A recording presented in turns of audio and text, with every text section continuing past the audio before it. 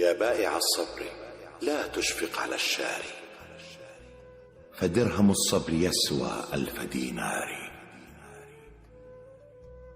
لا شيء كالصبر يشفي جرح صاحبه، ولا حوى مثله حانوت عطار. هذا الذي تخمد الأحزان جرعته، كبارد الماء يطفي حدة النار. ويحفظ القلب باق في سلامته، حتى يبدل إعسار بإيسار. إن السلامة كنز، كل خردلة منه تقوم من مال بقنطار.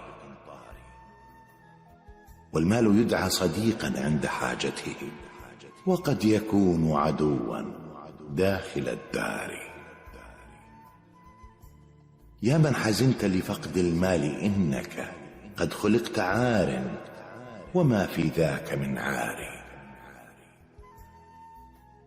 كما أتى أمس ذاك المال مكتسبا، يأتي غدا من بديع اللطف جبار. حوادث الدهر تجري في البلاد على مراتب الناس مقدارا بمقدار. إن الرياح تصيب النخل تقصفه، وليس تقصف غصن الشيح والغار. إذا بقي منك أدنى فضلة صغرت، فإنها قطعة من طور أطوار. هب أنك الشمس في الأفلاك طالعة، هل تسلم الشمس من كسف وأقدار؟ والشمس في برجها شمس ولو كسفت، فلا يحط علا